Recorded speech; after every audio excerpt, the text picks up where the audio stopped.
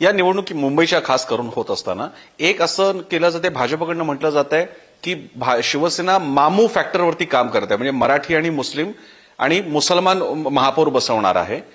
आणि शिवसेना म्हणते की 2 गुजराती निवडून मुंबई ताब्यात घेण्यासाठी चाललेली आहेत. मुंबईपासून महाराष्ट्रात तोडण्याचा जुना डाव आहे, गुजरातला जवळ करायचं आहे म्हणून बुलेट ट्रेन वगैरे वगैरे सगळं. या 2 नॅरेटिव्हच्या वॉरकडे तुम्ही कसं पाहताय? कधी कधी उद्धवजी इतकं बाळबोध बोलतात की त्याला काय उत्तर द्यावं समजत नाही. म्हणजे आता मुख्यमंत्री राहिलेला व्यक्ती इतका बाळबोध बोलतो, पण मी त्याच्यावर नंतर येतो. मुळामध्ये आपण जर बघितलं तर 2 गुजराती एक गोष्ट त्यांनी लक्षात घेतली पाहिजे की देशाचे प्रधानमंत्री माननीय नरेंद्र मोदीजी हे जन्माला गुजरातमध्ये आले, ते खासदार उत्तर प्रदेशाचे आहेत आणि देश चालवतात दिल्लीहून. ही क्षमता त्यांची आहे. आणि